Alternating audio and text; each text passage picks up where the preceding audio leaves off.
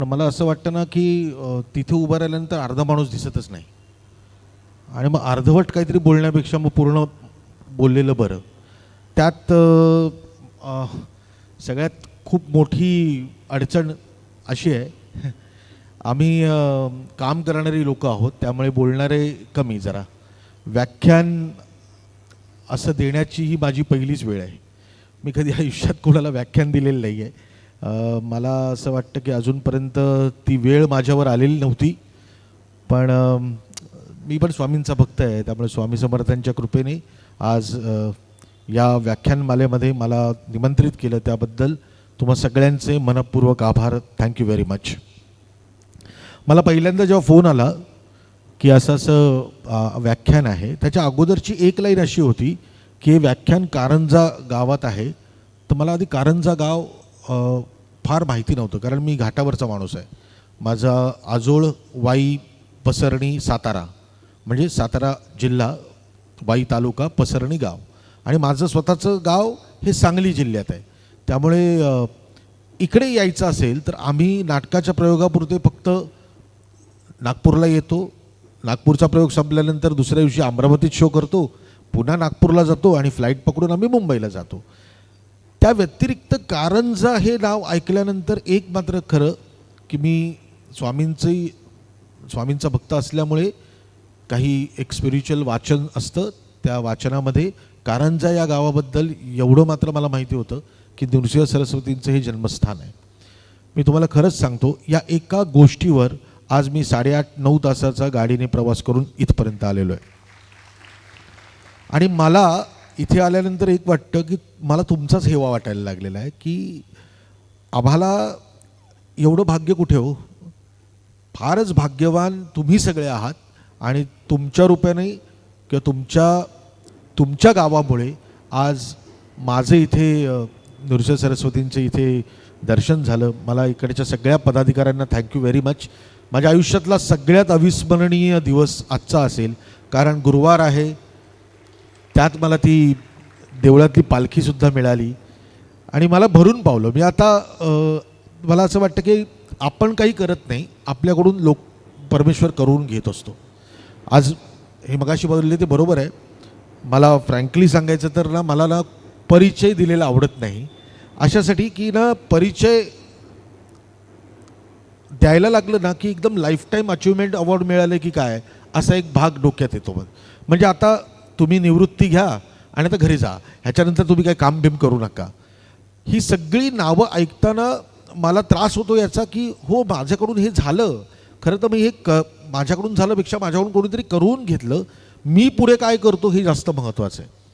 आज इथे पहिल्यांदा जेव्हा बोलवण्यात आलं तेव्हा मुलाखतीचा कार्यक्रम ठरला होता, आणि मुलाखतीचा कार्यक्रम अत्यंत उत्तम असतो.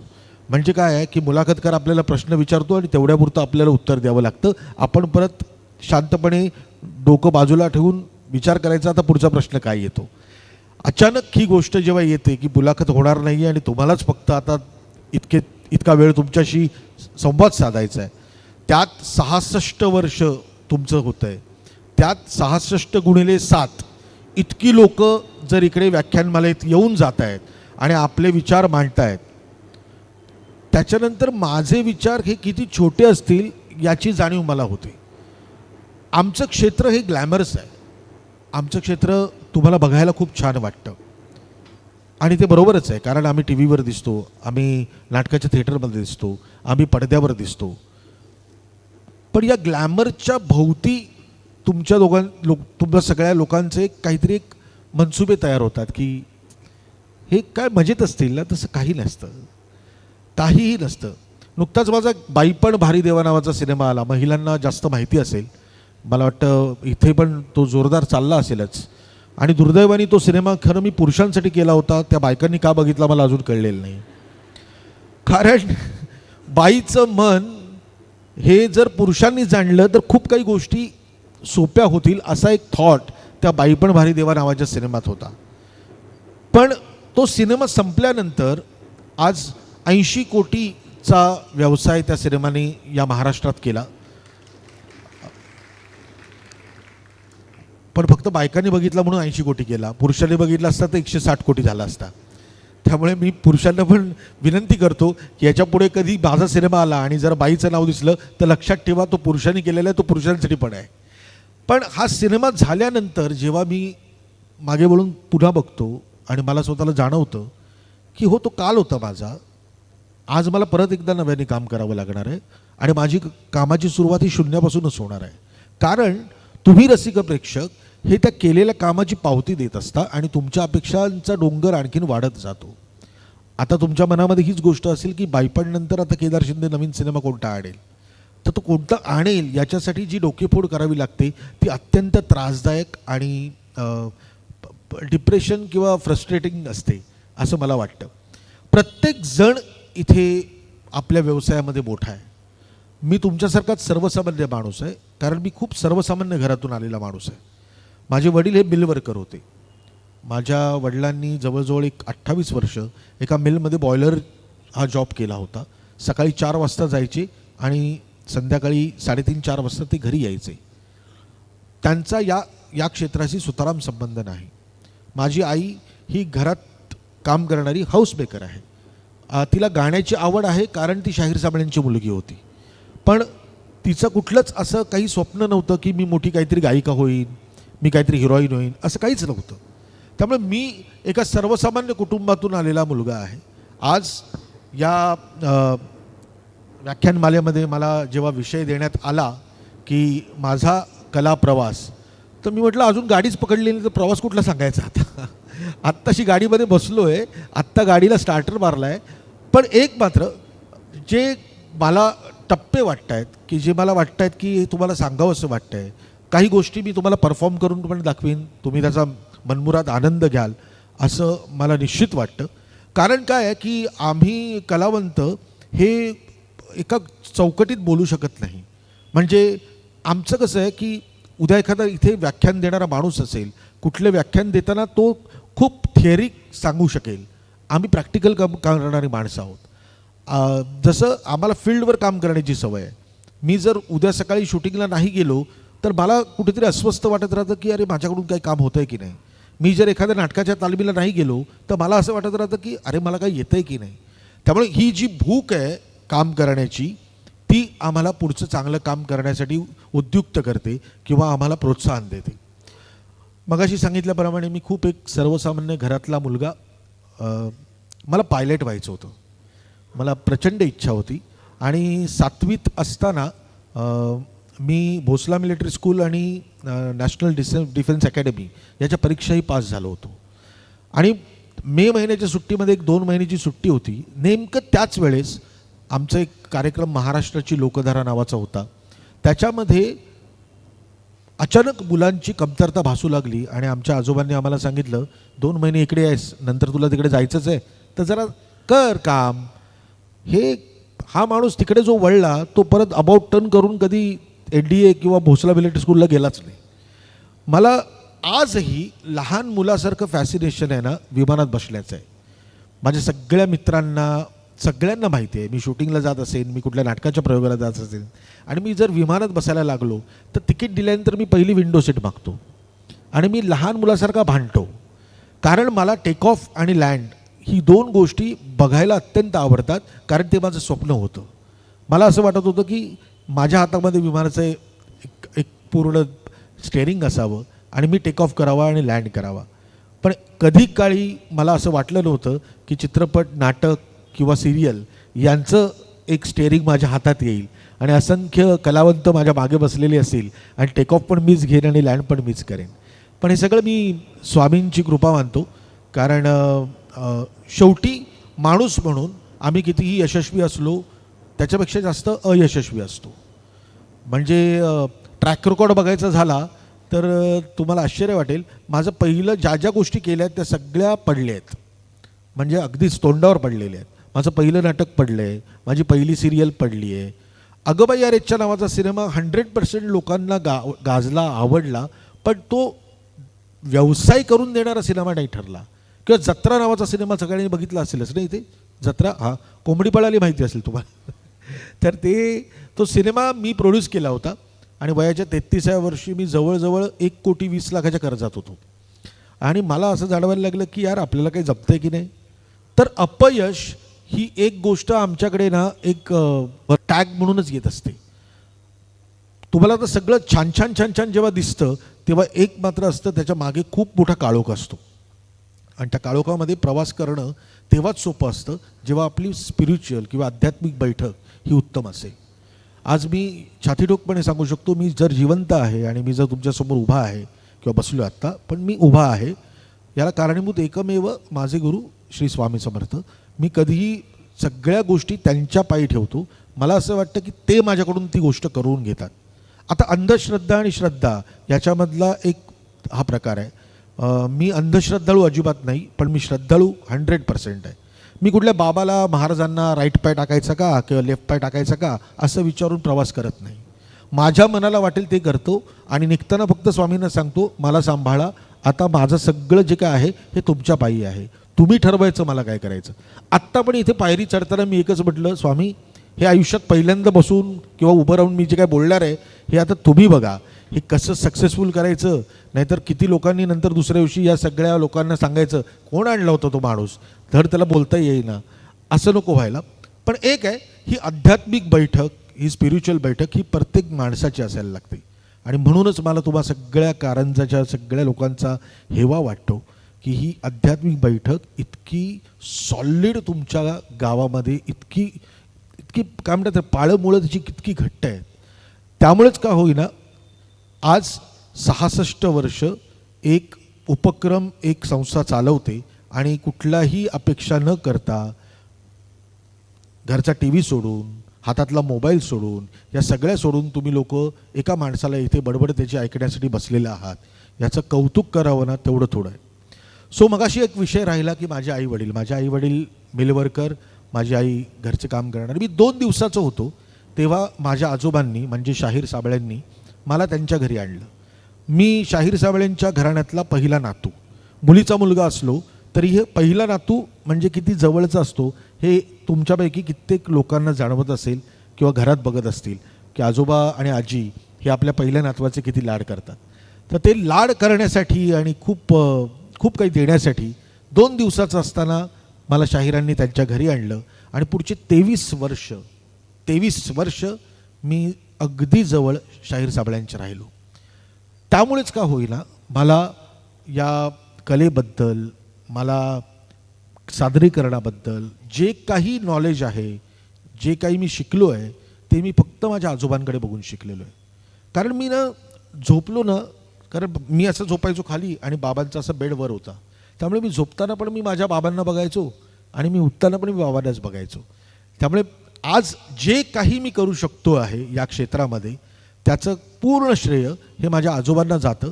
कारण त्यांनी नकळत शिकवलं आहे. म्हणजे ते काय असं मारून मटकून चला आता काय करायचं, आता बघ हात असा करायचा, असं बोलायचं, असं कधीच केलं नाही त्यांनी.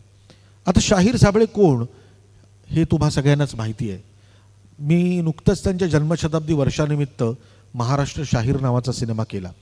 ज्यांनी कोणी बघितला नसेल तर ॲमेझॉन प्राईमला हा सिनेमा आत्ताही उपलब्ध आहे. शाहीर साबळे म्हणजे जय जय महाराष्ट्र माझा, शाहीर साबळे म्हणजे महाराष्ट्राची लोकधारा, एवढीच संकल्पना आजपर्यंत लोकांना माहिती होती. कारण 1984 साली लोकधारा आल्यानंतर लोकांना एकदम लाईमलाईटमध्ये शाहीर साबळे आले. पण खरं तर शाहीर साबळे त्याच्या अगोदरचे होते, ज्यांनी समाज प्रबोधन केलं, ज्यांनी महाराष्ट्राला दिशा दिली. ते स्वातंत्र्यपूर्व काळात होते, ते स्वातंत्र्यानंतरच्या काळामध्ये होते, ते संयुक्त महाराष्ट्राच्या चळवळीमध्ये होते, ते गोवा मुक्ती संग्रामात होते. या सगळ्या गोष्टी इतक्या जवळून मला अनुभवता आल्या तेव्हा मला स्वतःला असं वाटलं की कलाकार होणं किती अत्यंत कठीण गोष्ट आहे. तुमच्या मुलांना निश्चित आज मी जर कुठल्या कॉलेजमध्ये गेलो किंवा शाळेमध्ये गेलो आणि कोणाला विचारलं काय व्हायचं आहे तर अर्धी लोक ॲक्टर व्हायचं आहे म्हणून हात वर करतात. कारण ते ग्लॅमर आहे, ते लोकांना बघताना आवडतं. क्या बात है यार, ॲक्टर आहे ना. आज सिरियल बघितल्यानंतर आपल्याला जाणवतं अरे तो बघ, तो कधी रस्त्याने दिसला तरी अरे तो त्या सिरियलमधला मुलगा. ही ओळख ही त्या कॅरेक्टरची म्हणजे त्या व्यक्तिरेखेची ओळख आहे. तुम्हाला त्या माणसाचं नाव माहिती नसतं. अशा वेळेस महाराष्ट्र पिंजून काढून एक माणूस, जेव्हा टी व्हीही नव्हता, फक्त रेडिओ होता, कुठल्याही गावामध्ये गेल्यानंतर जेव्हा शाहीर साबळे उतरायचे तेव्हा प्रत्येक जण म्हणायचा, अरे शाहीर साबळे आले, शाहीर साबळे आले, शाहीर साबळे ते. तर याचं विलक्षण कौतुक मला महाराष्ट्राची लोकधारा या कार्यक्रमात वाटायचं. बाबांची गाणी तुम्हा सगळ्यांना माहितीच असतील, पण त्यांची गाजलेली गाणी म्हणजे जेजुरीच्या खंडेराया जागराला या या, वाईच्या तू गणराया जागराला या या, किंवा खूप असंख्य त्यांची भारुडं फार फेमस होती की सूर्य उगवला प्रकाश पडला आडवा डोंगर, आडवा डोंगर, आडवा डोंगर तयाला माझा नमस्कार, अग ग ग ग ग ग ग ग ग अग ग ग ग विंचू चावला काय मी करू विंचू चावला. अशी असंख्य भारुडं त्यांनी गायली, असंख्य अभंग त्यांनी गायले. पण मला शाहीर साबळ्यांमधलं नाट्य आवडलं, कारण ते नाटक जे प्रेझेंट करायचे, मी खूप लहान होतो आणि मी त्याला विंगेतून बघायचो आणि त्यांना विंगेतून बघताना मला त्यांचं खूप कौतुक वाटायचं. आता बापाचा बाप नावाचं एक प्रहसन 1952 साली त्यांनी लिहिलं. आता मी थोडं उभा राहणार आहे, म्हणजे मग तुम्हाला सादरीकरण करताना तुम्हाला पण कळेल की मी काय म्हणतोय ते. हा माझं पोटच येते, थोडं वर घ्यायला पाहिजे. हां, तर बापाचा बाप नावाचं 1952 साली एक प्रहसन त्यांनी केलं. त्या प्रहसनाची एक वनलाईन अशी होती की ब्रह्मदेवानी या मानवाची निर्मिती केली, म्हणजे आपल्या सगळ्यांची. आणि एके दिवशी ब्रह्मदेवाला वाटायला लागलं की मी निर्माण केलेला मानव कसा जीवन जगतोय याचा रिपोर्ट कोणीतरी घेऊन यायला हवा. मग कोण रिपोर्ट आणणार, तर नारद मुनी आणणार. मग नारद मुनींना त्यांनी पृथ्वीवर पाठवलं. नारद मुनी काही वर्ष इथे राहिले, त्यांनी सगळा रिपोर्ट घेतला आणि ते ब्रह्मदेवाकडे आले आणि ब्रह्मदेवाला म्हणाले की तुमच्या मानवाने पृथ्वीचा नायनाट केलेला आहे. तो म्हणतात कसं शक्य, अरे यार मी मानव निर्माण केला असा कसा वागू शकतो तो. तो म्हणतो बघा माझ्या तळ हातावर.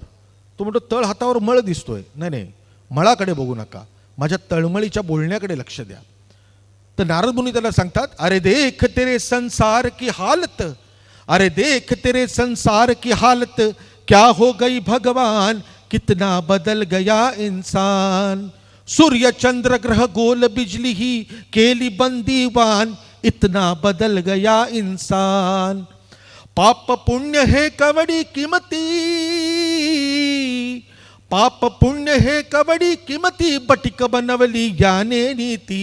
थर थर कापत आज मानवा, पुढे खवी समय सैतान, इतना बदल गया इंसान. आता ब्रह्मदेव चिडतात. ब्रह्मदेव म्हणतात की मला ताबडतोब पृथ्वीवर घेऊन जा, मला स्वतः बघायचं आहे की मानवाने काय केलंय. हे सगळं नाट्य आहे ना, हे तुम्ही अनुभवण्यासारखं आहे. या शब्दांकडे लक्ष द्या. 1952 साली एक माणूस लिहितो, सादर करतो आणि हे संस्कार एक कलाकार म्हणून माझ्यावर झालेले आहेत. मग नारद मुनींना सांगतात की मला ताबडतोब तुम्ही पृथ्वीवर घेऊन जा. म्हणून मग ब्रह्मदेव आणि नारद मुनी पृथ्वीवर येतात. काळाकुट्ट अंधार असतो. एका मैदानात ते उतरतात, जसं आता आपण बसलोय. आणि एका मैदानामध्ये त्यांना कळत नाही की कुठे आलोय. तर ब्रह्मदेव विचारतात की कुठे आलोय आपण. तर नारद मुनी म्हणतात याला मैदान म्हणतात. तो म्हणतो मैदान म्हणजे काय. तो म्हणतात जिथे कुणीही कुणाला दान करत नाही त्याला मैदान म्हणतात. तो म्हणतात ठीक आहे, पण ते तिथे काय चालू आहे. तो म्हणतो तिथे एका वक्त्याची म्हणजे नेत्याची सभा चालू आहे. स्टेज बांधलाय, तो नेता उभा आहे आणि तो लोकांना संबोधित करतोय, लोकांना सांगतोय. तर म्हणतात मी मानव निर्माण केला होता, नेता म्हणजे काय. तर नारद मुनी म्हणतात नेता म्हणजे तुम्हाला माहित नाही. नेता म्हणजे जो जनतेला भूलथापा देता, सगळ्यांना आपल्या मागून घेऊन जाता आणि सगळी जनता खड्ड्यात गेली की जो परत येता त्याला म्हणतात नेता. ब्रह्मदेवांना विचार पडतो की अरे यार कमाल आहे, पण मी मानव निर्माण केला, नेता कसा झाला. तर ते म्हणतात की मी तुम्हाला सांगतो काय आहे. आता नारद मुनी ब्रह्मदेवाला, शब्द ऐका, खूप शब्द महत्त्वाचे यातले. ब्रह्मदेवाला सांगतात की तो जो माणूस भाषण करतोय ना, मी जो पहिल्यांदा पृथ्वी तलावर आलो तेव्हा या माणसाची माझी ओळख झाली. तेव्हा तो माणूस खूप सज्जन होता. त्याने या सगळ्या विश्वाची मला माहिती सांगितली. पण एके दिवशी त्याचं डोकं बिघडलं. त्याने आपल्या अंगावरचे सगळे कपडे काढले आणि विवस्त्र सगळीकडे फिरू लागला. 2-4 तासांनी त्याचं डोकं ठिकाणावर आलं. बघतो आपल्या अंगावर कपडे नाही. बिचारा लाजला, ओशाळला. मी त्याला त्याचे कपडे दिले आणि सांगितलं एका चांगल्या डॉक्टरकडे जा. तर मग नारद मुनीच्या सांगण्याप्रमाणे तो माणूस एका चांगल्या डॉक्टरकडे गेला. एक डॉक्टर होता भला, एक डॉक्टर होता भला. तो मेंदू तपासणीवाला, त्याच्याकडे रोगी हा गेला, नमस्कार करून बोलला, नमस्कार डॉक्टर, नमस्कार, आपण कोण? माझा मेंदू तपासून मला द्या सुट्टी, लवकर चला. डॉक्टरनं त्याला निजविला, कवटीचा बुलेट काढिला, मग मेंदू बाहेर ओढिला. तपासण्यात डॉक्टर गुंग झाला, तो रोगी तिथं पडलेला. 3 तास लागले तपासायला, तपासून बघतो रोग्याला, तो रोगी बेपत्ता झाला. डॉक्टर चाट पडलेला, ज्याचा मेंदू इथं राहिला, तो रोग कुठं हो गेला. जाहिरात दिली या पेपराला, ज्याचा मेंदू असल त्यानं बोला, लवकर घेऊन शान चला, नाही कुणाचा पत्त्या लागला. 5 वर्ष झाली गोष्टीला, एके दिवशी चमत्कार झाला, तोच माणूस हलत डुलत आला, नमस्कार करून बोलला, नमस्कार डॉक्टर, नमस्कार, आपण कोण? मला नाही ओळखलं. अहो माझा मेंदू इथं राहिला. डॉक्टर चाट पडलेला, अरले को होतास कुठं आधी बोला. तो माणूस खजील मग झाला, ओशाळून बोलू लागला, काय सांगू डॉक्टर तुम्हाला, तुम्ही तपासत होता मेंदूला, मी पडलो होतो बाजूला, एवढ्यामध्येच चमत्कार झाला. एक माणूस तिकडून आला, त्यानं मला उचलून नेला, सरळ निवडणुकीत उभा केला. त्यानं मला उचलून नेला, सरळ निवडणुकीत उभा केला, निवडून आलो येळला. 5 वर्ष मंत्री पदाला नव्हती गरज मेंदूची मला.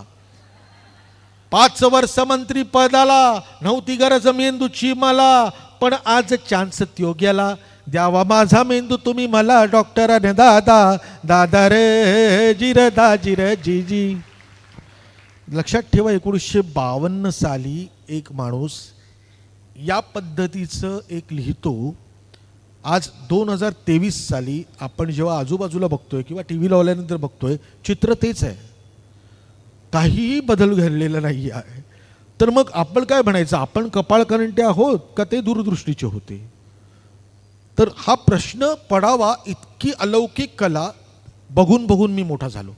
मला बघा असं वाटायला लागलं की मला शाहीर साबळेंसारखं नाही होता येणार, पण मला शाहीर साबळेंच्या कलेचा वारसा मात्र पुढे चालवायला पाहिजे.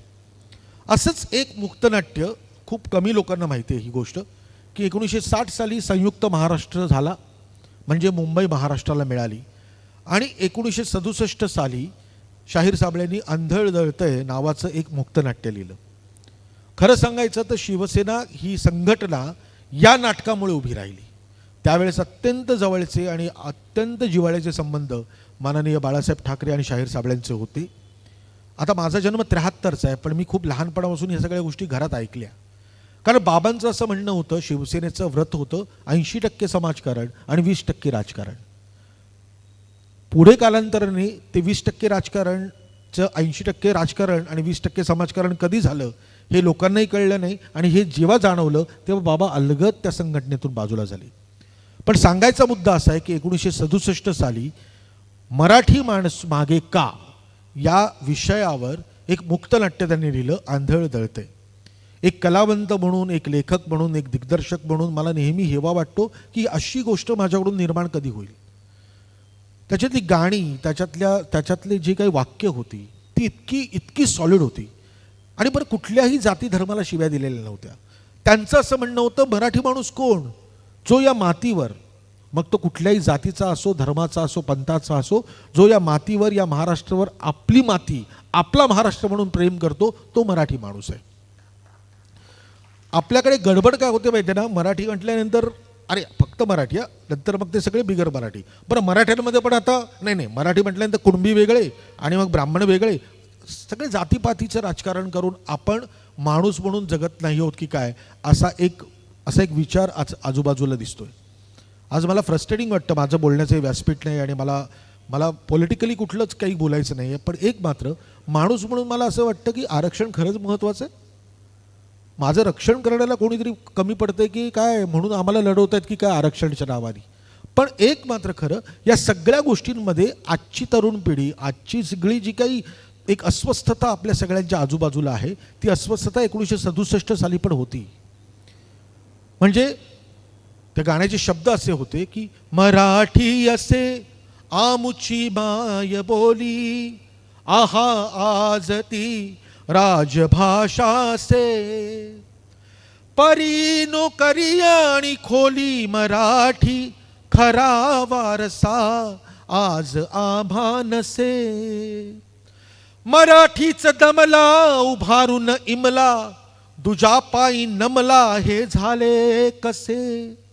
मराठीच राजा मराठीच प्रजा तिच्यासाठी थाळी न वाटी असे. इतके अप्रतिम शब्द शाहीर साबळेंनी लिहिल्यानंतर किंवा की तडा तडा ते फुटले आमच्या विजयाचे चौघडे मराठी पाऊल मागे पडे. अरब पाहुणा घरात आला उंट तयाने आत दडपिला पाय पसरुनी चारी दिशेला मालकदारी रडे मराठी पाऊल मागे पडे.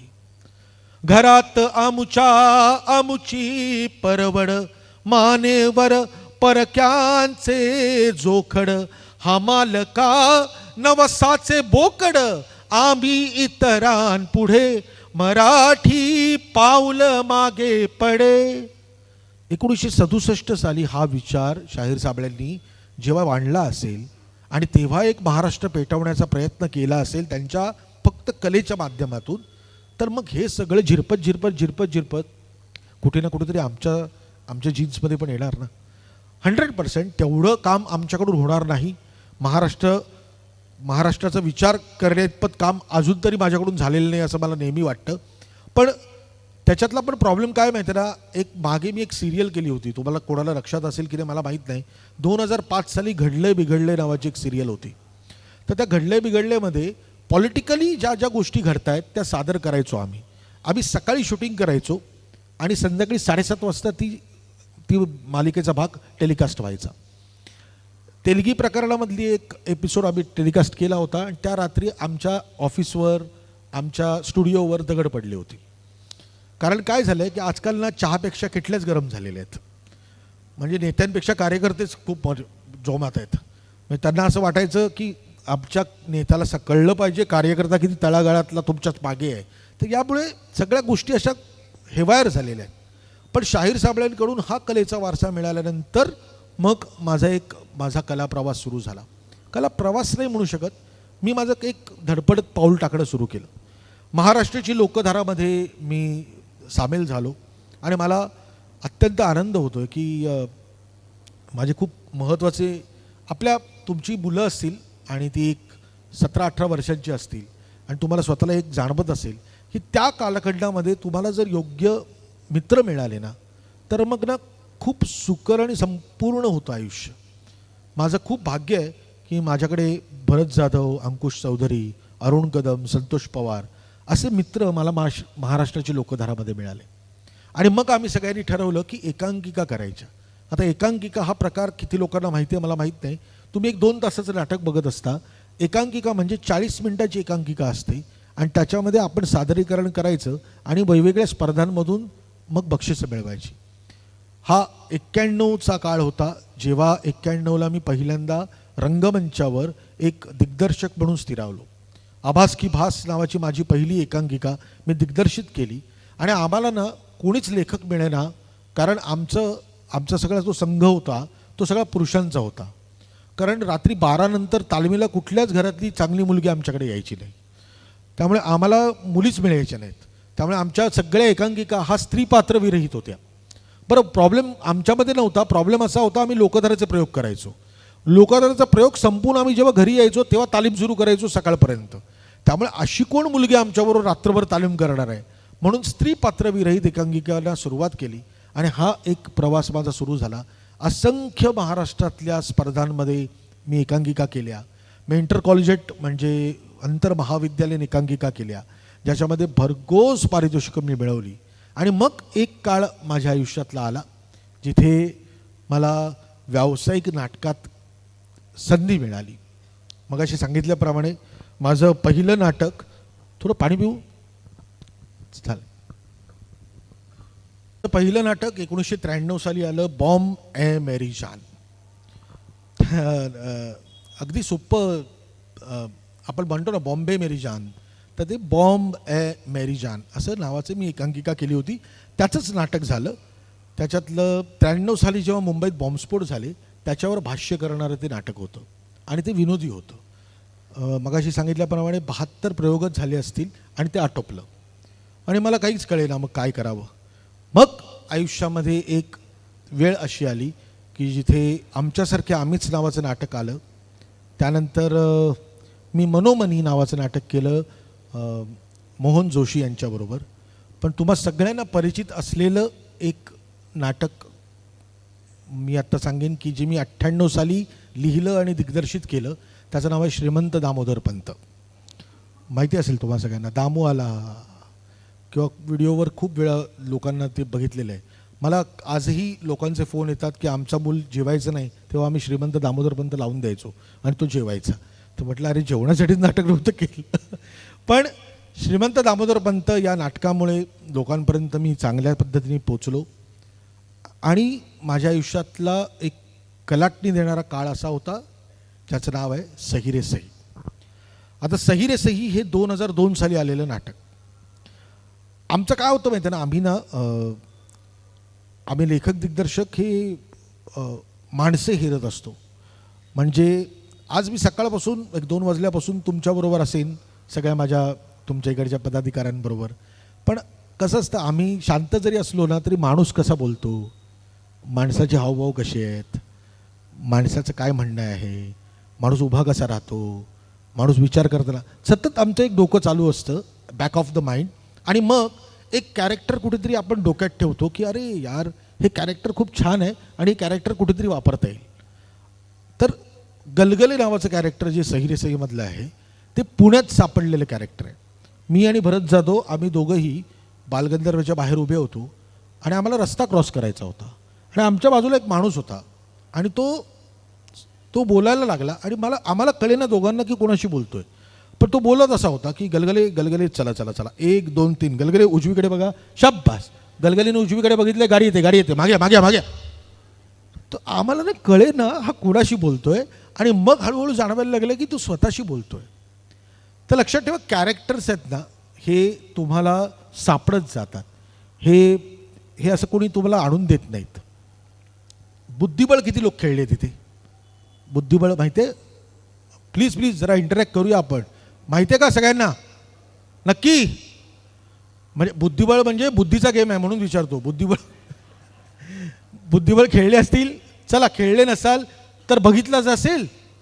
हां तर मला ना कॅरेक्टर कुठे सापडतात याचं एक प्रात्यक्षिक मी तुम्हाला करून दाखवतो की बुद्धिबळ आहे ना, बुद्धिबळ आणि दारू पिणारा माणूस यांच्यामध्ये साम्य आहे असं माझं म्हणणं आहे.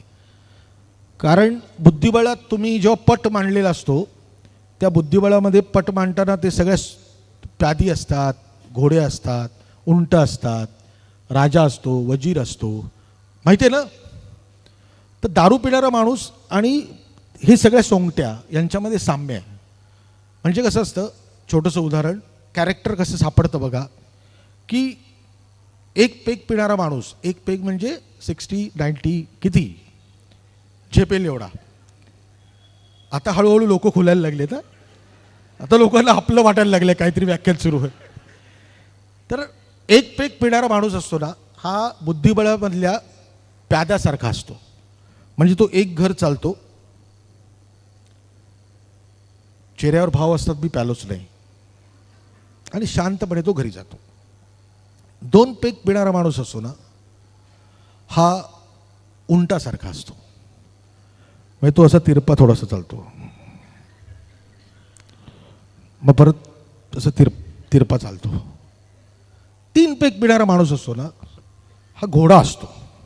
म्हणजे तो 1 2 अडीच थांबतो. नाही पुढे पुढे पुढे पुढे आहे. 4 पेग पिणारा माणूस असतो ना हा हत्ती असतो. म्हणजे तो सरळच चालतो, मग सरळच चालतो, मग सरळ असं चालतो. 5 पेग पिणारा माणूस असतो ना हा वजीर असतो. म्हणजे तो कुठेही जाऊ शकतो, तो असा असा असा था. आणि जो टाईट असतो ना तो राजा असतो. म्हणजे तो एक घर चालतो आणि म्हणतो मला कोणीतरी घरी पोहोचवा यार.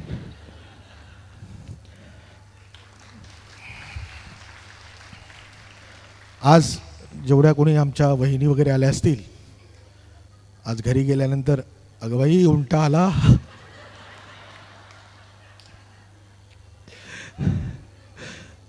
आता या उंटाला कसा सांभाळा. किंवा आल्यानंतरच जातानाच, अगं मी जरा बाहेर जाऊन होतो, अहो राजासारखे येऊ नका. पण विरोधाचा भाग सोडा, पण हे कॅरेक्टर्स जे असतात हे कॅरेक्टर्स असे मिळत जातात. त्यावेळेस फक्त ना तोंड मिटायचं असतं आणि म्हणजे काही बोलायचं नाही, डोळे उघडे ठेवायचे आणि कान उघडे ठेवायचे. कारण त्या माणसाला कळता कामा नये की साला त्याच्यातलं कॅरेक्टर आपण हेरतोय आणि हे कॅरेक्टर मला कधीतरी उपयोगी पडेल. म्हणजे आता असं काही ठरवून नसतं की हे कॅरेक्टर इथेच उपयोगी करायचं, हे कॅरेक्टर इथेच करायचं, असं काही नसतं. तर सही रे सही हे नाटक, अशा 4 कॅरेक्टर्सचं नाटक आम्ही केलं आणि त्या तुम्ही सगळ्या रसिक प्रेक्षकांनी त्याला प्रचंड मोठा प्रतिसाद दिला. आज 21 वर्ष, 2002 साली आले नाटक, 21 वर्ष झाली या 15 ऑगस्टला. हे 12वीसावं वर्ष सुरू आहे. आज त्या नाटकाचे जवळजवळ 4,500 प्रयोग झालेले आहेत आणि आजही नाटक कुठेही लागल्यानंतर हाऊसफुलच असतं. पण मला असं वाटतं की ती जी गंमत आहे ती गंमत नेहमीच माझ्या मित्राची म्हणजे भरत जाधवची आहे आणि ती गंमत आहे ती प्रेक्षकांची की ते अजूनही त्या व्यक्तीवर आणि त्या नाटकावर तेवढंच नितांत प्रेम करतात. सो सही सही हे झाल्यानंतर मी बाकी खूप नाटक केलं. म्हणजे नाटक म्हणजे चांगल्या पद्धतीने म्हणतो आहे मी की लोचा झाला रे नावाचं नाटक केलं, गोपाळा रे गोपाळे नावाचं नाटक केलं, गेला उडत नावाचं नाटक केलं, ढँटा ढँड नावाचं नाटक केलं. या सगळ्या प्रवासामध्ये मला नेहमीच आनंद दिला की आपण जी कलाकृती सादर करतोय त्याच्यावर रसिक प्रेक्षक 100% प्रेम करतायत किंवा त्यांना ते जाणवतं आहे की अरे यार हे खूप गंमतशीर आहे, हे आपलं आहे, माझं स्वतःचं आहे की काय, असं मला वाटायला लागतं. तर नाटकाचा भाग हा अत्यंत जोरात सुरू असतानाच अचानक दूरदर्शन या एडियट बॉक्सनी खुणावलं आणि असं वाटायला लागलं की आता ही वेळ आहे की नाटक सुरू असतानाच दूरदर्शन मालिका करायला पाहिजेत. हसा चकटफू नावाची मालिका केली होती आम्ही, जी प्रचंड गाजली होती. 2001ला ती मालिका आली होती. म्हणजे इतकी वर्ष झाली पण लोक आजही म्हणतात की आज खूप सोपं झालं आहे. आज चला हवा येऊ द्या किंवा महाराष्ट्राची हास्य जत्रा असे कार्यक्रम सुरू आहेत. पण एक लक्षात ठेवा, आजकालची कॉमेडी मला असं वाटतं खूप इन्सल्टिंग कॉमेडी आहे. हा टकल्या, तो काळ्या, तो जाड्या, तू त्याच्यावर बसू नकोस, असं ना सतत तुम्हाला कोणीतरी ना काहीतरी घालून पाडून बोलतं आणि कॉमेडी होते असं वाटतं. कॉमेडी ही नेहमी हेल्दी असायला पाहिजे. जे आमच्या आजोबांचे संस्कार होते शाहीर साबळेंचे, कमरेखालचा विनोद असता कामा नाही. एक फॅमिली बसल्यानंतर बापाचा मुलाकडे बघण्याचा दृष्टिकोन बदलता कामा नये आणि मुलाचा बापाकडे बघण्याचा दृष्टिकोन बदलता कामा नये. मुलगी जर बसली असेल तर कधीही तिला खाली मान घालता कामा नये. ही कॉमेडी असायला पाहिजे. आणि कॉमेडी म्हणजे मला नेहमी सांगतो, नाना पाटेकर म्हणजे नाना काका म्हणतो मी त्याला, तो मला नेहमी सांगतो, केदार तुझी कॉमेडी ना पंचामृतासारखी असते. ही पंचामृत हा किती कोड शब्द आहे आणि आपल्याला माहिती आहे की उपवासाच्या जेवणामध्ये पंचामृतचं किती महत्त्वाचं स्थान आहे. तर ही कॉमेडी ही नेहमी एवढी हेल्दी असायला पाहिजे. पण आज थोडं ॲग्रेसिव्ह झालेलं आहे. आज काय झालं आहे, काय ना की आपल्याला ना सतत कोणीतरी असं ओरबाडून काहीतरी गोष्ट केल्यानंतरच हसू येतं. आपसुक हसूच येणं बंद झालेलं आहे. आज आपण असं दिलखुलास हसतो पण खूप कमी हसतो आणि जर हसलोच तर ते मनातल्या मनात असतो, कारण तोपर्यंत आपण व्हॉट्सअपवर तो विनोद वाचलेला असतो. तर ही गोष्ट जी आहे ना ही खूप त्रासदायक आहे. मला असं वाटतं की कुणी कॉमेडी करून देत. आम्ही हसा चकटफूला कॉमेडी करताना हा एक नियम पाळला होता की ती सिच्युएशनल कॉमेडी असायला पाहिजे. म्हणजे एक सर्वसामान्य माणूस एखाद्या गव्हर्नमेंट ऑफिसमध्ये जातो आणि त्याला काम आहे की माझं हे काम करून द्या. तर एकच ऑफिस, त्या ऑफिसमध्ये एक 6 टेबल आहेत आणि तो सर्वसामान्य माणूस प्रत्येक टेबलवर गेल्यानंतर तो टेबलवाला 3 नंबरला जा, 3 नंबरचं काम झाल्यानंतर तुम्ही माझ्याकडे या, मग 3 नंबरचं फाईल झाल्यानंतर तो त्याच्याकडे येतो, ऐक तुम्ही 5 नंबरला गेलाच नाही, पहिलं 5 नंबरला जायला पाहिजे होतं ना. तर ज्या माणसाची इतकी हेलपाट होते याच्यातून ती कॉमेडी निर्माण व्हावी हाच एक दृष्टिकोन होता. त्याच्यानंतरची सिरियल मी केली होती श्रीयुत गंगाधर टिपरे नावाची, ज्याच्यामध्ये दिलीप प्रभावळकरांनी काम केलं होतं, शुभांगी गोखले, राजन भिसे, विकास कदम आणि रेश्मा नाईक. माझं खूप भाग्य म्हणतो मी की गंगाधर टिपरे हा माझ्या आयुष्यातला एक महत्त्वाचा टप्पा ठरला आणि मला खूप काही शिकवून दिला. 2002ला आम्ही मालिका सुरू केली, मला वाटते 2001 ऑक्टोबरमध्ये. त्यावेळेस ना फक्त आठवड्यातून एकदाच ती मालिका सादर व्हायची, दर शुक्रवारी 9:30 वाजता. 4.5 वर्ष ती मालिका सुरू होती. 175 भाग आम्ही केले. आणि जेव्हा ती टॉपवर होती TRPमध्ये, तेव्हा मी आणि प्रभावळकरांनी ठरवून ती मालिका बंद केली. प्रभावळकरांनी मला काय सांगितलं होतं, केदार लक्षात ठेव, कधी बंद करतायत मालिका हा लोकांनी प्रश्न विचारता कामा नये, आयुष्यभर विचारायला पाहिजे का बंद केली मालिका. आजही मी जेव्हा रस्त्यात जातो आणि ज्यांना माहिती असतं की गंगाधर टिपरे मी केलेली आहे, ते मला थांबून विचारतात का बंद केली हो. तर म्हटलं हेच यश आहे त्याच्यामधलं. आजही तुम्हाला तो आपलेपणा त्या मालिकेबद्दल वाटतोय. कारण आज मी कोणालाच दोष देत नाही आहे, कारण हा माझ्या व्यवसायाचा भाग आहे. माझे सगळे मित्र आज टेलिव्हिजनमध्ये काम करत आहेत, हे व्यवसाय म्हणूनच काम करत आहेत. पण त्याच्यातला एक छोटासा भाग असा आहे ना, जो तुमच्या लक्षात आलाच नाही आहे, की पूर्वी सिरियल करणं ही क्रिएटिव्ह गोष्ट होती, आता ती सेल्स आणि मार्केटिंगची गोष्ट झाली आहे. म्हणजे पूर्वी आम्ही एखादा भाग केला तर आमचा जो क्रिएटिव्ह म्हणजे EP एक्झिक्युटिव्ह प्रोड्युसर असायचा त्या चॅनलचा, तो आम्हाला सूचना द्यायचा. आता त्याला सूचना देणारे सेल्स आणि मार्केटिंगवाले आहेत की लोकांना काय आवडतं. मला अजूनही तुमच्या घरामध्ये कोणाकडे TRP मशीन आहे का हो? ज्यांच्याकडे आहे त्यांनी प्लीज हात वर करा. मी आजपर्यंत TRP मशीन कोणाच्याही घरात बघितलेलं नाही आहे. आणि तरीही आम्हाला सांगितलं जातं मालिकेला TRP नाही ना म्हणून बंद करावी लागते. चांगली मालिका जेव्हा सुरू होते, आत्ता अगदी तुम्हाला तुमच्या डोळ्यासमोरची गोष्ट आहे, टिळकांवरची मालिका आत्ता सुरू होती, ती एका रात्रीत बंद केली. आणि ती बंद करण्याचं कारण एकमेव होतं TRP नाही. आता हा TRP कुठल्या घरामध्ये असतो आजपर्यंत मला दिसलेलं नाही आहे. माझे इतके मित्र आहेत, मी प्रत्येकाला विचारतो तुझ्या घरी TRP मशीन आहे का, ते म्हणतात माझ्याकडे TRP मशीन नाही आहे. तर मग हे ठरवतं कोण? तर हे एक वेगळी संघटना आहे जी एक प्रेक्षक म्हणून तुम्हाला हिप्नोटाईज करत असते, तुम्हाला सतत दबाव टाकत असते की काय बघायला पाहिजे तुम्ही हे नाही बघायचं, तुम्ही हेच बघायला पाहिजे. तुमचं घर शांत कसं, अरे अशांत व्हायला पाहिजे तुमचं घर. मी असंख्य माझ्या आजूबाजूची लोक बघतो जी त्यांच्या घरात अत्यंत सुखी समाधानी असतानाही आजकाल त्यांच्यामध्ये कुरबुरी सुरू झाल्या आहेत. कारण त्या घरातलं जो कोणी महत्त्वाची व्यक्ती आहे त्याला असं वाटत जातं आपल्या घरामध्ये हॅपनिंग काय होतच नाही. अरे हॅपनिंग कसं होईल? हॅपीनेसच होता तुमच्या घरामध्ये, तुम्हाला हॅपनिंग नको होतं. तुमची जाव तुम्हाला येऊन काहीतरी 4 शिव्या देते, सासू तुम्हाला काहीतरी काळीकांडी करते, हे तुमचं घर नव्हतं. तुमचं घर खूप हॅपीनेसवालं घर होतं. हॅपनिंगवालं घराण्याच्या भानगडीत पडू नका. माझी सासू आहे, तर माझी सासू एक संध्याकाळी 7:30 झाली की जवळजवळ देवपूजा असल्यासारखी तो टेलिव्हिजन लावून मग ही मालिका बघ, मग ती मालिका बघ, आणि मग ती इन्व्हॉल्वमेंट वाढत राहते. म्हणजे माझी सासू ही कॅरेक्टरशी बोलते. काय ग अशी का वागली तू, हे जमतं का तुला? अरे कोण आहे ती, तुला काय संबंध आहे? माझं एक ऑफिस होतं बँड्राला. माझ्या ऑफिसच्या बरोबर शेजारी एक नवरा बायको, त्यांची म्हातारी आई आणि एक लहान मुलगी, असे 4 जणांचं कुटुंब राहायचं. नवरा बायको सकाळी मुलीला 8 वाजता शाळेच्या बसला सोडलं की नवरा बायको कामाला निघून जायचे आणि ती म्हातारी बाई एकटी घरात असायची. माझं ऑफिस बरोबर बाजूला होतं आणि सतत ना मोठ्या व्हॉल्यूममध्ये TV त्यांच्या घरी चालू असायचा. हे रिपीट टेलिकास्टचे जे मालिका असतात ना, काही कळतच नाही मला एवढं म्युझिक का द्यावं लागतं, पण हे सतत चालू होतं. आणि मी बघितलं एकदा त्यांच्या घरामध्ये ना, तर TV चालू होता आणि ती आजी आहे ना आतमध्ये स्वयंपाकघरामध्ये काम करत होती. तर मी एकदा बाहेर आल्यानंतर विचारलं, आजी तुम्हाला एक विचारू? म्हणजे काय?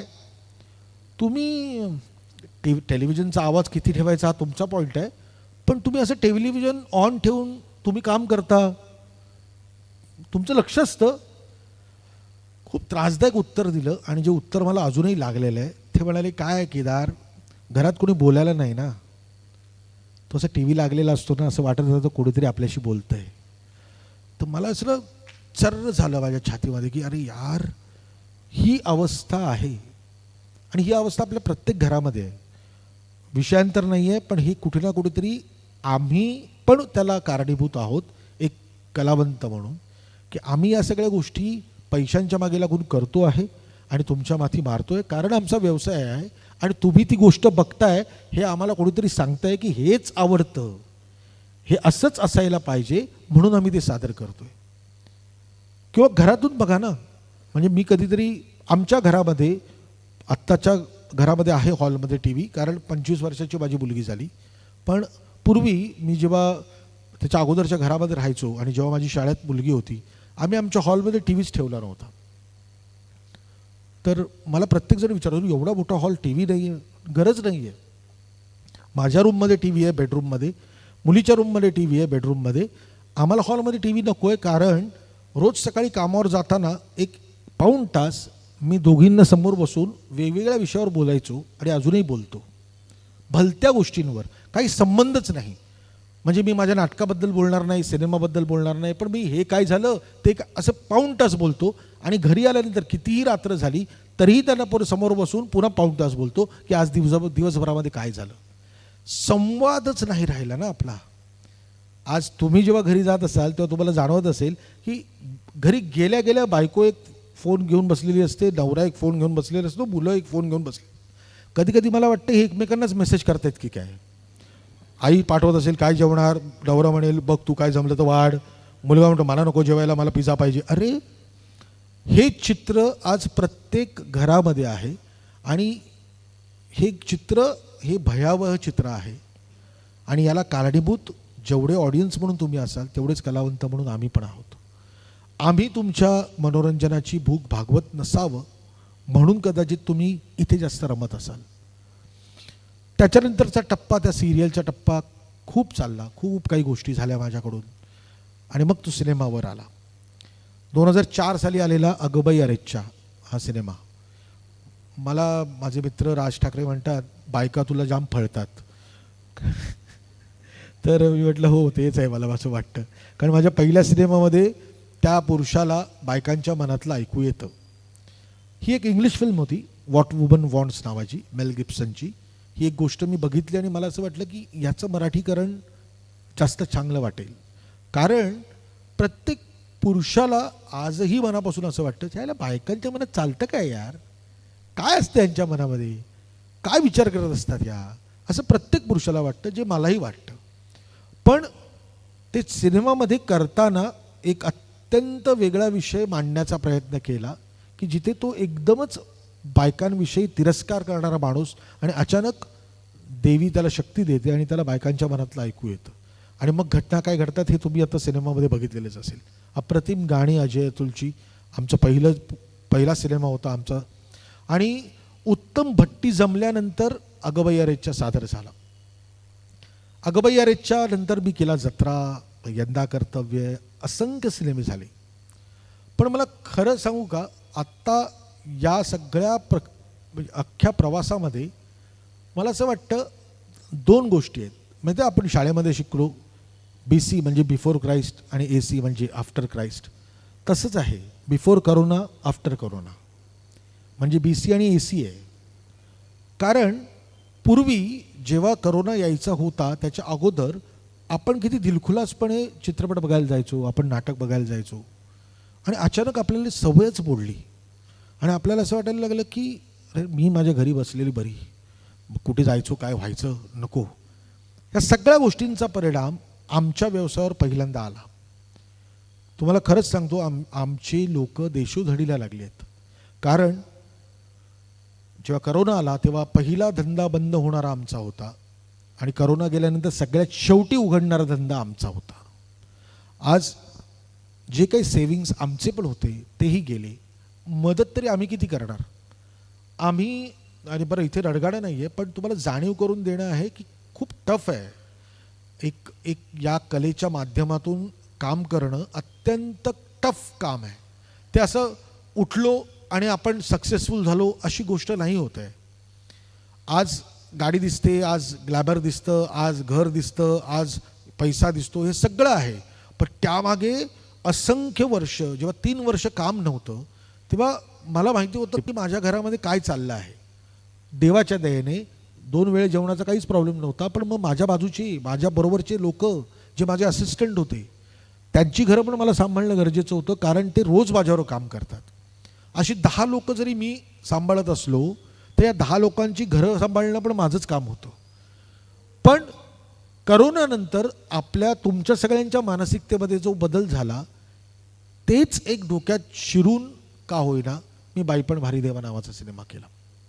बाईपण भारी देवा पुरुषांनी बघितला नाही म्हणून स्टोरी सांगून ठेवतो त्यांना, की 6 बायकांची म्हणजे 6 बहिणींची ती गोष्ट, ज्यांचं एकमेकींबरोबर अजिबात पटत नाही. एका मंगळागौर कॉम्पिटिशनसाठी त्यांना एकत्र यावं लागतं आणि मग ते एकत्र आल्यानंतर हळूहळू हळूहळू हळूहळू खूप काही गोष्टी त्यांच्या आयुष्यातल्या बदलत जातात. त्यांना जाणीव होते की काय करायला पाहिजे, कसं हँडल करायला पाहिजे, काय दुःख आहे एका बाईचं, अशा सगळ्या गोष्टी. हा खरंच सिनेमा खरंच सांगतो मी पुरुषांसाठी अशासाठी बनवला होता की खूपशा गोष्टी मलाही माहीत नव्हत्या. आज बाईपण झाल्यानंतर माझ्या सोशल मीडियावर किंवा माझ्यापर्यंत पोचणाऱ्या ज्या माझ्या आया बहिणी आहेत त्या मला खूप आपलं मानून खूप पर्सनल गोष्टी मला लिहून पाठवतात की आमचा हा प्रॉब्लेम आहे, तर याला कसं आम्ही करायचं. म्हटलं अरे मी कोणी सायकोलॉजिस्ट नाही आहे किंवा सायकॅट्रिस्ट नाही आहे, मी कोणी मोठा एवढा माणूस नाही आहे की मी तुम्हाला सल्ला देऊ शकेन. मी एवढीच गोष्ट करू शकतो, मी ऐकून घेऊ शकतो. खरी गोष्ट आहे ही गोष्ट प्रत्येक पुरुषाने ऐकण्याची गरज आहे जी बाईच्या मनात चालू आहे. आणि म्हणूनच बाईपण माझ्यासाठी फार महत्त्वाची फिल्म ठरली. आज आज सगळं चित्र बदलून गेलेलं आहे बाईपण नंतर. 40 वर्षाची 40 ते 60 वर्षांच्या बायका होत्या त्या 6 बायका. ना पिक्चरमध्ये हिरो होता, ना लव सॉन्ग होतं, ना मारामारी होती, ना हेवे दावे होते. फक्त आणि फक्त गोष्ट होती आणि जी गोष्ट लोकांपर्यंत पोचली आणि लोकांना ती आवडली. आणि मला आनंद वाटतोय की नऊवाऱ्या नेसून गॉगल लावून नथ वगैरे लावून लोक थिएटरमध्ये जात होत्या बायका. माझे असंख्य मित्र मला सांगायचे अरे तो पोस्टर लागला आणि त्याच्या बाजूला इतक्या आयुष्यात कोणी फोटोच काढले नसतील जेवढ्या बायकांनी काढलेले. पण हा उत्साह आणि हा एक बायकांमधला एक सेलिब्रेशनचा जो मूड आहे तो मूड आपण सगळ्या पुरुषांनी याचा विचार करायला हवा की एक्झॅक्टली किती दाबून ठेवलेलं आहे, किती त्यांना बंद करून ठेवलेलं आहे. बरं पुरुष पण खुश होते, आपली बायको सिनेमाला जाते हो, पण जाते कोणाबरोबर, मैत्रिणीबरोबर किंवा बहिणीबरोबर ना, जा तेवढे 3 तास मला घरात फुकट मिळतील. पण आज मी प्रत्येक बाईकडे किंवा स्त्रीकडे बघण्याचा माझा दृष्टिकोन बदलला. मला असं वाटत राहतं की या व्यक्तीच्या मनामध्ये किंवा या व्यक्तीला काय प्रॉब्लेम असतील आणि मी घ्यायला काही मदत करू शकतो का, हा विचार माझ्या मनामध्ये येऊ लागला आहे. तो एकामुळेच, ते म्हणजे मी बाईपण भारी देवा हा सिनेमा केला. बायकाचे असंख्य प्रॉब्लेम असतात आणि ते प्रॉब्लेम मला या सिनेमाच्या माध्यमातून कळले. माझ्या घरामध्ये पण माझी बायको आहे, माझी मुलगी आहे, माझ्या घरात 2 स्त्रिया आहेत. त्यामुळे मला ना जेव्हा जेव्हा बाईपणचा विषय येतो तेव्हा मला जाणवतं की मी खूप सहज घ्यायचो माझ्या बायकोला आणि मुलीला. अरे करून घेतील रे, काय एवढं काय आहे. तर तसं नाही आहे, ते करून नाही घेणार, ते आपल्याला सांभाळून घेण्याची गरज आहे. ही जाणीव मला बाईपणमुळे मिळाली. आणि थँक्यू तुम्हा सगळ्यांना की तुम्ही एवढा प्रतिसाद दिलात. आणि आज नंबर 2ला सिनेमा आहे, कारण पहिला सिनेमा सैराट चालला आहे 100 करोडचा, पण तो करोनाच्या अगोदरचा म्हणजे 2016चा होता. आज करोनानंतर तुमच्या आयुष्यामध्ये OTT आहे, तुमच्याकडे सॅटेलाईट आहेत, तुमच्या हातात मोबाईल आहे आणि एवढं सगळं होऊनही तुम्ही आज तिकीट काढून जर सिनेमा बघत असाल आणि 80 कोटीचा धंदा करत असाल तर थँक्यू व्हेरी मच, कारण ही गोष्ट फक्त तुमच्या सगळ्यांच्या सहकार्याने झाली आहे. मी जरा 2 मिनटं थांबू शकतो. मगाशी सांगितल्याप्रमाणे कला प्रवास हा शब्द जरा खूप मोठा आहे आणि जबाबदारीचा आहे. मला असं वाटतं की अडखळत चालणं हा शब्द करेक्ट असेल, की माझ्या आजच्या या सगळ्या गोष्टींमध्ये मी अडखळत चालत राहिलो आणि तो चालतच राहीन. आज प्रत्येकजण विचार करतोय की बाईपण नंतर काय, आणि आज या भूमीमध्ये सांगण्यात मला आनंद वाटतोय. लेखनाचं काम सुरू आहे, पण कारंजा हे नृसिंह सरस्वतींचं जन्मस्थान आहे आणि मला असं वाटतं की तिथे ही गोष्ट मला सांगणं अत्यंत महत्त्वाचं आहे की पुढच्या वर्षी जानेवारी, फेब्रुवारी, मार्च कुठल्या तरी 3 महिन्यामध्ये मी शूटिंग सुरू करीन. पण मी बाईपण नंतर आईपण भारी देवा नावाचा सिनेमा करतो. आणि प्रत्येकाला आई असते, त्यामुळे हा सिनेमा फक्त बाईपुरता मर्यादित राहणार नाही. हा पुरुषही बघतील, कारण प्रत्येकाला आई असते. मला पण आई आहे. आणि आई पण किती महत्त्वाचं आहे. खूप सोपा आहे शब्द आई. बरं, आई आपल्याला विविध रूपात दिसते, पण ती आई काय आहे नेमकी, आणि आईचं म्हणणं काय आहे, आणि आई किती रिलेट होऊ शकते, हा विचार करून आम्ही हा सिनेमा लिहायला घेतला. आणि आज तुम्हा सगळ्यांना सांगायला आनंद होतो आहे की जानेवारी फेब्रुवारी मार्चच्या दरम्यामध्ये हा जर सिनेमा सुरू झाला तर जिओ स्टुडिओजच्या वतीने हा सिनेमा तुमच्या सगळ्या रसिक प्रेक्षकांपर्यंत पोहोचेल. आणि बाईपणपेक्षाही जास्त आनंद तुम्हाला हा आई पण भारी देवा देईल, याची मी तुम्हाला खात्री सांगतो.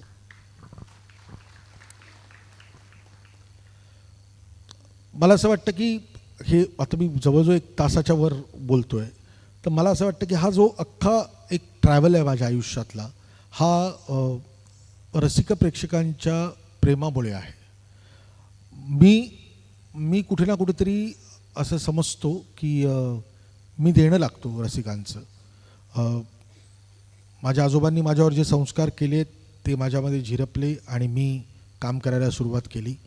पण मला आज जेव्हा हे सगळं सुरू असताना मागे वळून जेव्हा मी बघतो, तेव्हा मला असं वाटतं की जर रसिक प्रेक्षक इतके बिनधास्तपणे विश्वास ठेवणारे नसते माझ्या आयुष्यामध्ये, तर मग माझ्याकडून ही गोष्ट झाली असती का. थोडं आपण काहीतरी वेगळं आता विचार करूया.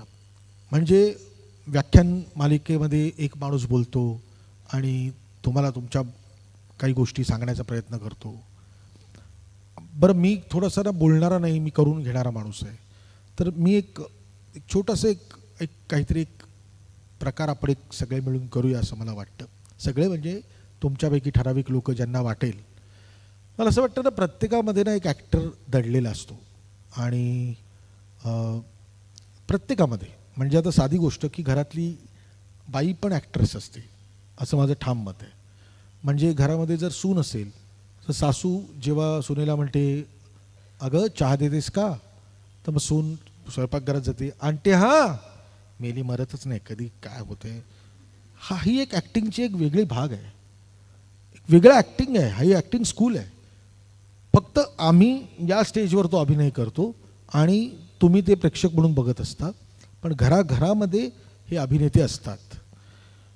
आपण 3 लोकांना इथे बोलूया ज्यांना खरंच आत्ता या क्षणी माझ्यावर अभिनय करायचा आहे.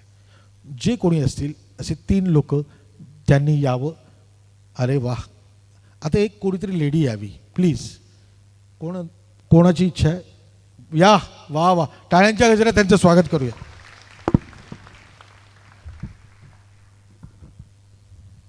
या खाली येऊ.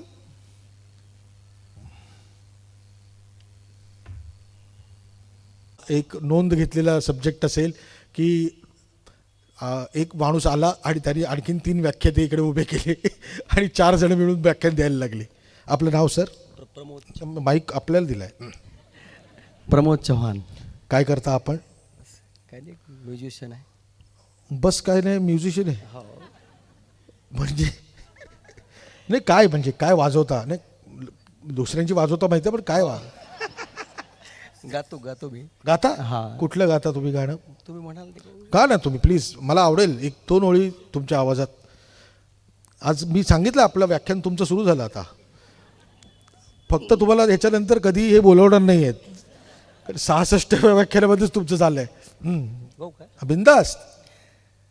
तुम्हें कोई और देखे तो जलता है दिल. नक्की कोणाविषयी आहे? बड़ी मुश्किलों से फिर संभलता है दिल. आओ, सुपर. टाळ्या टाळ्या. प्रमोदजी, आता ना हेच आहे, हे अत्यंत हसत हसत गायचं आहे. याच 2 ओळी अत्यंत हसतात, अत्यंत दिलखुलासपणे हसत हसत गायचं. तुम्हें कोई और देखे तो जलता है दिल. बड़ी मुश्किल लो से. थोडस तू दारू प्यालेला असतो असं वाटतं. सुंदर. याच 2 ओळी तुम्ही फक्त ओक्साबोक्षी रडून गायच्या आहेत. ओक्साबोक्षी रडून, म्हणजे रडून तुमची एक फिलिंग्स लक्षात ठेवा की ती. वहिनी आल्यात आजच चान्स आहे, करून घ्या. तुम्हाला जे वाटेल ते करून घ्या, वहिनी नाही आहेत. ओक्साबोक्षी म्हणजे ती ती आहे उभी आणि आणि खोटं नाही, खूप खूप फील करून ती गोष्ट वाटली पाहिजे तुम्हाला. ताई घाबरू नका, हे सगळं तुम्हाला नाही सांगणार. अजिबात टेन्शन नको, नाहीतर मग हां फील करू ना. मगाशी आता कसं खोटं झालं, हसणं आहे ना ते पण खोटं झालं. असं खोटं झालं. फील करून असतो ना, बिंदास्त. आजच गा पण. तुम्हें कोई और देखे तो जलता है दिल, बड़ी मुश्किलों से फिर संभलता है दिल. क्या क्या जतन करते तुम्हें क्या पता. वा वा. तर एकदम शेवटचं सोप्पं. हे सगळं चिडून करायचंय. तीच व्यक्ती आहे आता, हिचे सगळं चिडून करायचं आपल्याला आणि खूप मनापासून चिडायचं, खोटं नाही चिडायचं. ती व्यक्ती आहे की फक्त ती चिडण्यामध्ये शिव्या बिव्या देऊ नका मध्ये. तर यायचं तुम्ही कोई भेवरून 2-4 शिव्या असं नको. तुम्हें कोई और देखे तो जलता है दिल, बड़ी मुश्किलों से फिर संभलता है दिल. Thank you thank you. प्रमोदजी एकदम सोपं आहे. बघा कसं आहे की आपण जे करतोय त्याच्या फक्त भावभावना बदलल्यानंतर गोष्ट तीच असते. फक्त भाव बदलल्यानंतर खूप वेगळ्या गोष्टी. म्हणजे आता हे गाणं किशोरदांनी गायलेलं, हे गाणं असं का आहे याचं आज तुम्हाला जास्त त्याचं कारण मिळालं असेल. हे हसत नाही गायले आहेत किंवा रडत नाही गायले आहेत, पण जर भावना बदलल्या गोष्ट तीच असते. फक्त भावना बदलल्यानंतर किती गोष्टी घडतात.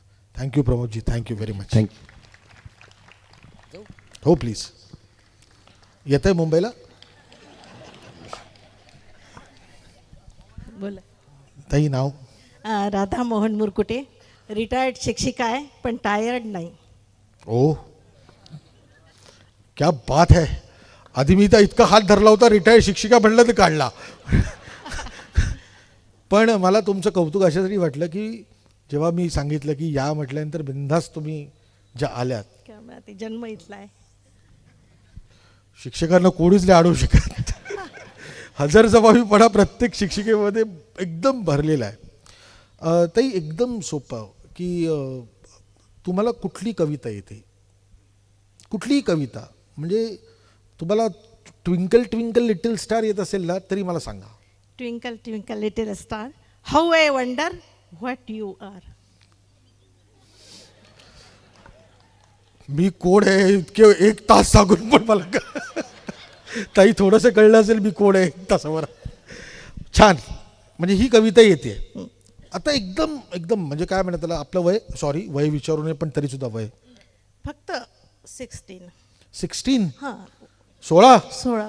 आयुष्य. म्हणजे कशी- रंगमंचावर मी 16व्या वर्षी. बस आता 16 वर्षाची मुलगी ट्विंकल ट्विंकल लिटिल स्टार कसं म्हणेल? Twinkle twinkle little star, how I wonder what you are. वा. हीच मुलगी 10 वर्षाची झाली. हीच आहे ती 10 वर्षाची मुलगी पाहिजे मला. बस. Twinkle twinkle. नाही नाही नाही नाही. आता कशी माहिती ना, त्यातला घोळ असा आहे, आवाजाची पट्टी बदलायला पाहिजे. आता मगाशी तुम्ही करेक्ट होतं ते 16 वर्षाची ती थोडी दिलखुलास होती कारण ती 16 वर्षाची आहे. थोडा आवाज तुम्ही अजूनही थोडा बारीक करून एक 10 वर्षाचं मूल डोळ्यासमोर आणून तुम्ही बोला. Twinkle twinkle little star how I very nice, very nice, very What you?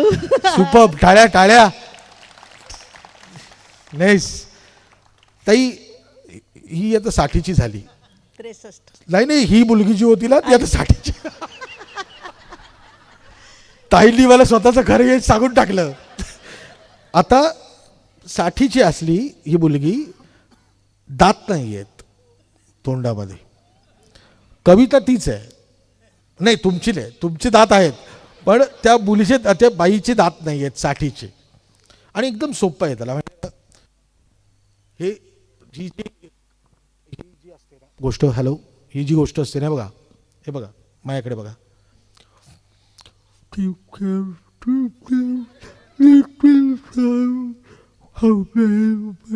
इतकं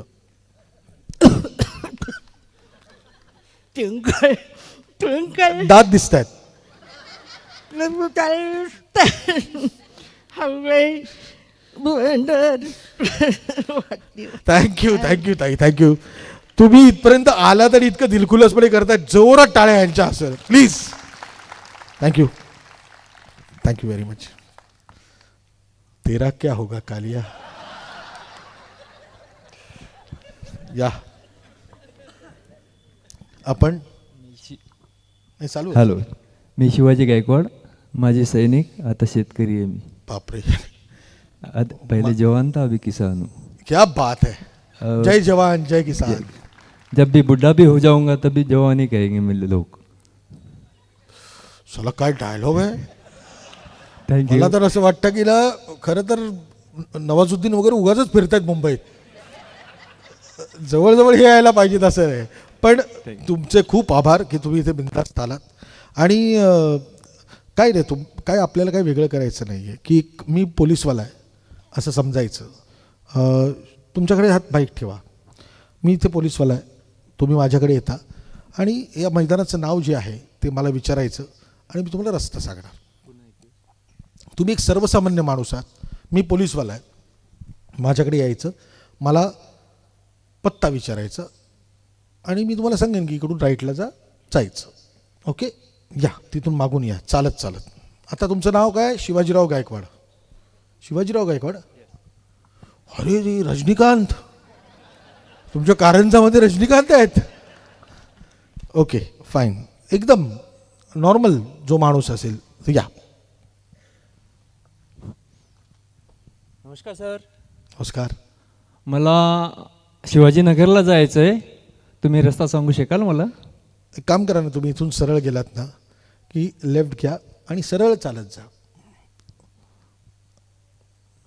थँक्यू सर. हां व्हेरी नाईस. सर, खूप छान वाटलं तुम्हाला Thank you, भेटून. thank you. सर धन्यवाद. थँक्यू. या येतो सर मी. आता त्याच्यात थोडासा बदल आहे. आता जो माणूस येणार आहे ना हा तृतीयपंथी आहे.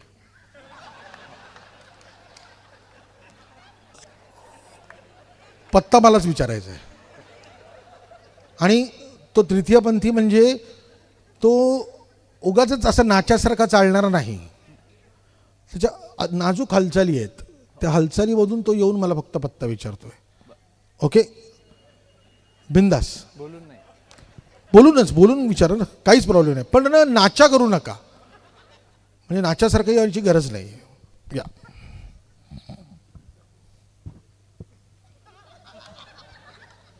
तो आजारी वाटायला लागलाय, डायरेक्ट हॉस्पिटलमध्ये जाईल असं वाटतं. परत छान. एका जवानाला काय काय करायला लावतो. मला अजूनही थोडंसं ना ते सॉफ्टनेस पाहिजे.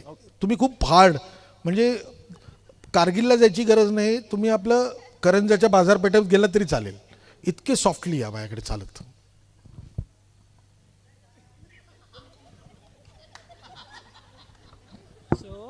माईक सर, मला ना शिवाजीनगरला जायचं, तुम्ही रस्ता सांगाल का.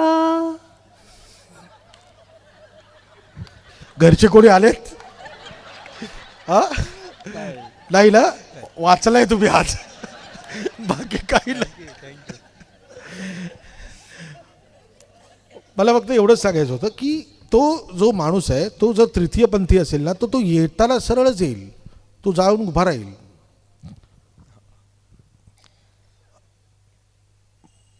शिवाजी नगर कुठे? एवढंच करेल तो, इतकं बाईसारखं करणार नाही, पण इतकं करण्याचं धारिष्ट तुम्ही दाखवलं जवान आणि किसान असून. धन्यवाद. याबद्दल थँक्यू व्हेरी मच. थँक्यू. या मी फक्त एक गंमत म्हणून या गोष्टी 3 लोकांकडून करण्याचा प्रयत्न केला अशासाठी की मला एक ही गोष्ट सांगायची असते. त्यांचं तिकडे फॅन फॉलोइंग जोरात आहे. आज बसताय बहुतेक सगळे उंट. आज आहे उंट, गुरुवार आहे लक्षात ठेवा. आज मी इथे ही गोष्ट करण्यामागे एक आहे की खरंच प्रत्येकामध्ये अभिनेता दडलेला असतो आणि आपल्याला असं वाटत राहतं. आज आरशासमोर जेव्हा जाऊन उभे राहाल तेव्हा एक 2 मिनटं हा विचार करा की आज मी काय कमावलं. तर आज मी एक आनंद कमवला. आज एका माणसाने मला एक गोष्ट सांगितली, कदाचित मी पण ॲक्टर असू शकते किंवा मी पण असू शकतो, पण याचा अर्थ अभिनय करण्याची गरज नाही आहे, आपण रिअल असण्याची गरज आहे. प्रत्येक गोष्ट मी उभा राहिल्यानंतर तुम्हाला ती सांगतोय, ही तुम्हाला ती पटते आहे, ही पटवण्याची ताकद तुमच्याकडे असायला पाहिजे. आणि उत्साह. थँक्यू ताई, थँक्यू व्हेरी मच. खूप कमी लोकांना एवढा उत्साह असतो. जरा जे कोणी तरुणी आहेत इथे, यांनी खरंच शिकण्यासारखी गोष्ट आहे. पटकन उभ्या राहिल्या त्या. मला अपेक्षित होतं कारंजामधून कोणतरी मुलगी येऊन इथे करेल काम, पण ठीक आहे, तुमच्यापैकी कोणाला जर अभिनय करण्याची इच्छा असेल तर कधी योग आला तर नक्की भेटू आणि आपण एकत्र करू. थँक्यू व्हेरी मच तुम्हा सगळ्यांना. मी माझा कला प्रवास नाही पण महत्त्वाचे टप्पे सांगण्याचा नक्कीच प्रयत्न केला आणि तो तुम्हाला आवडला असेल अशी मी आशा व्यक्त करतो आणि मी तेच सांगतो. जय हिंद, जय महाराष्ट्र.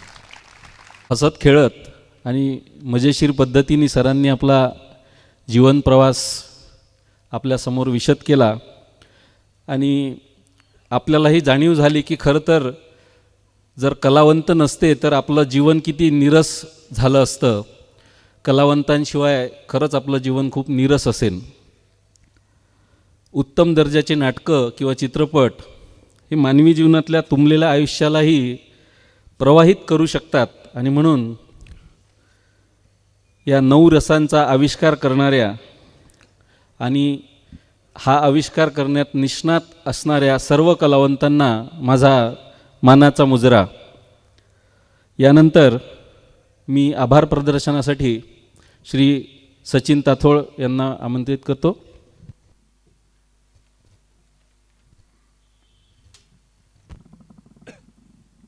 हॅलो.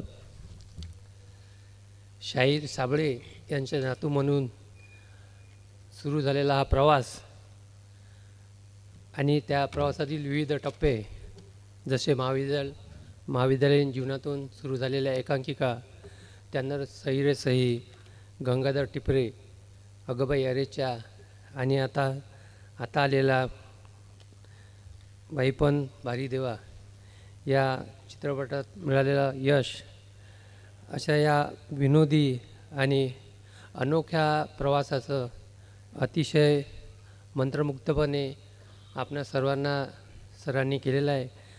आणि 8 तासाचा प्रवास करून मुंबईवरून कारंजास येऊन आमच्या सर्व रसिक प्रेक्षकांना मंत्रमुग्ध केल्याबद्दल मी शरद वाक्यांमालेतर्फे सरांचं आभार व्यक्त करतो. आणि उद्याचे दुसरे पुष्प गुंफण्यासाठी आपल्यासोबत असणाऱ्या डॉक्टर सचिन पावडे, बालरोग तज्ज्ञ वर्ध्यावरून आहेत. त्यांचा विषय आहे मी सुद्धा समाजाचे देणे लागतो. तरी सर्व प्रेक्षकांनी उद्या या व्याख्यानाला उपस्थित राहावं अशी मी व्याख्यानमालेतर्फे विनंती करतो. धन्यवाद.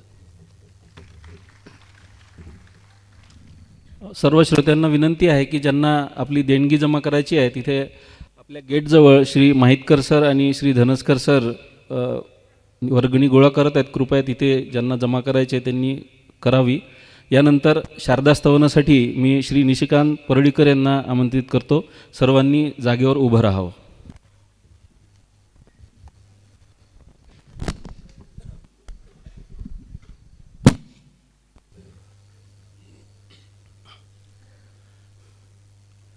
नमन परम ओंकार, नमन परम ओंकार.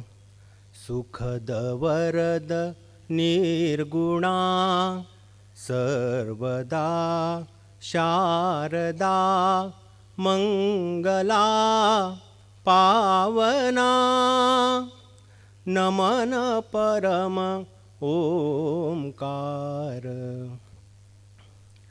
उजळो शिवमंदिरात तव तेजे ज्ञान ज्योत.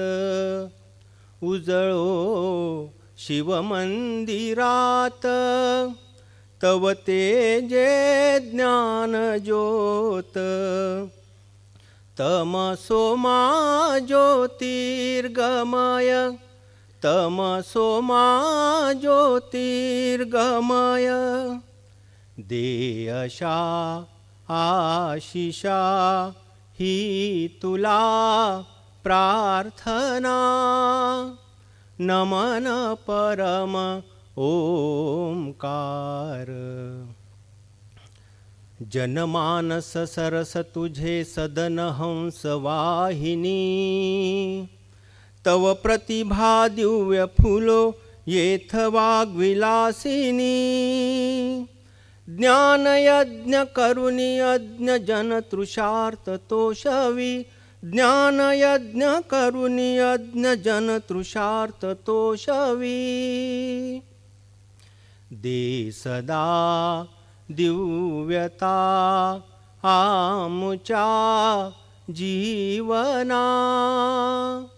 नमन परम ओंकार. नमन परम, नमन परम, नमन परम ओंकार.